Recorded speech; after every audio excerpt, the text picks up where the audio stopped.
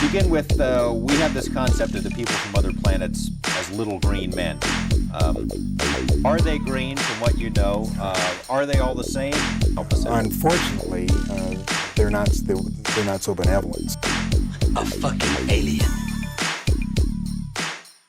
What's good? Welcome to 51 here with your host Jimmy. Another day in the jungle. Give us a like, subscribe, and also become part of our community here in goldenarboxing.com for more news and stories.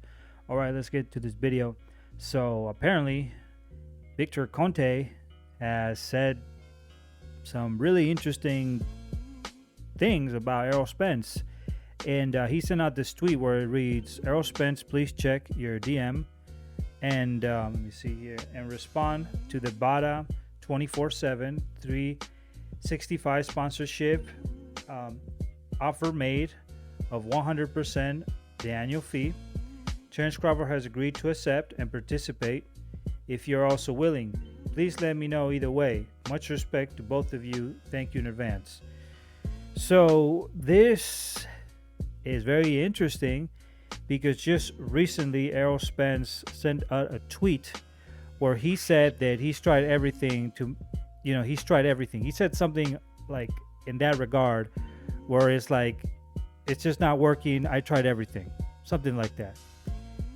A lot of Spence fans went ape nuts and decided to make that tweet something with Terence Crawford without Errol Spence directly speaking about Terence Crawford, which doesn't make sense because Errol Spence, when he was calling out Keith Thurman, he clearly said and named Keith Thurman as the guy ducking him.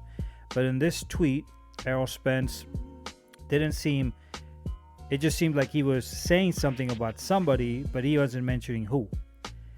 Now, in my opinion, this was not Terence Crawford. This probably was more related with Al Haymon. Al Haymon was trying to, for a long time, try to make that fight between Errol Spence and Keith Thurman. Well, actually, let's put it this way. Al Haymon was trying to make, Errol Spence versus Keith Thurman. And according to an audio leaked with Errol Spence, which is very suspicious how this audio got leaked. I think there was something strange about it.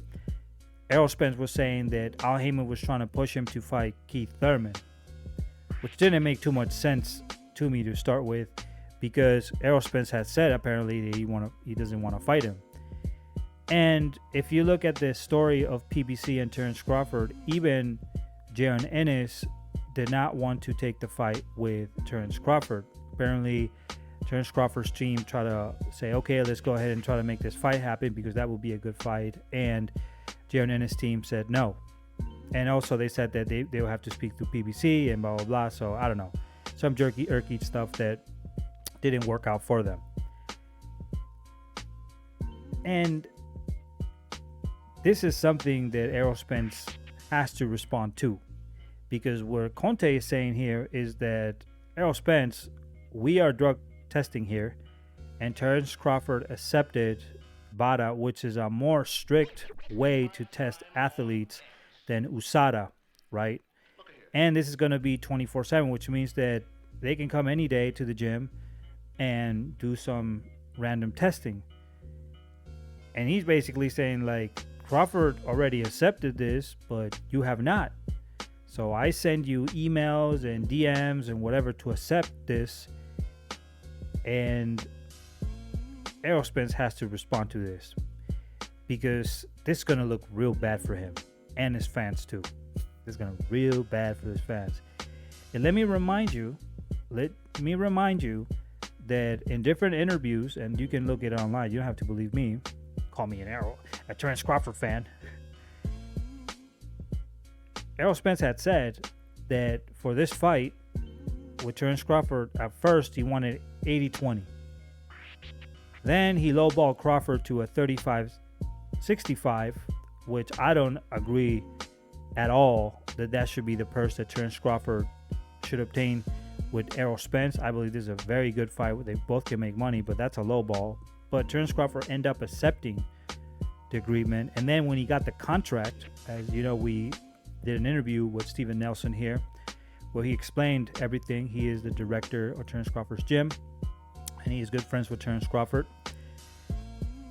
They accepted everything. And then the lawyers found out that in the contract, there was no guarantee of the purse. Something that was guaranteed was Yordenis Ugas. It was a 45-55 split, guarantee for Yordenis Ugas. And then on top of that, the worst part about it, there was no transparency on the cost that would be used for. So, for example, there was no transparency in the cost, which means that whatever happens in the event, chairs, marketing, whatever, all that would basically go to Terence Crawford, all the expenses, because at the end of the day, there was no transparency for it. You don't know. Terence Crawford wouldn't know where his money's being spent, and that's crazy. That means that Errol Spence could literally transfer all the cost of the expenditure within the event to Terence Crawford. That's crazy.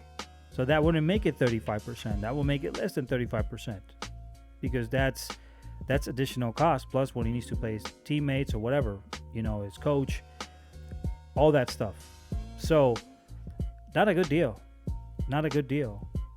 Remember also that before all this happened, Errol Spence would say you need to depart ways from Top Rank if you want to make this fight happen. And Crawford did so. He left Top Rank, and now there was a different excuse. So now he's with BLK. And BLK did offer Errol Spence a $20 million guarantee contract through BLK, where Terence Crawford also obtained $20 million guarantee plus burst split, whatever the purse is. They would split it in two, and there was guarantees with that contract. Remind you that Errol Spence said that he would not fight in any other promotional company outside of PBC, even if he was being paid $100 million, which that's absurd, because he's never going to make that much money. I can guarantee that. So the more you look at Errol Spence, the more you look at his career, listen, if it quacks, it quacks, man. If it quacks, it quacks. Too many excuses. We're seeing the same thing with Fury and Alexander Usyk, where Usyk is trying to make the fight happen, and Usyk is basically saying, I want to become undisputed, and Fury is making it any excuse possible to not make this fight happen. Everything is an excuse. Errol Spence does not want to make this fight happen. And the fact that Victor Conte is publishing this in Twitter, I think it's a very smart idea, so people know who really is retained the fight, who really doesn't want the fight. Because for what I know, not even Manny Pacquiao in Top Rank wanted to fight Terence Crawford for $40 million in Qatar, or it was Qatar or Dubai, one of the two.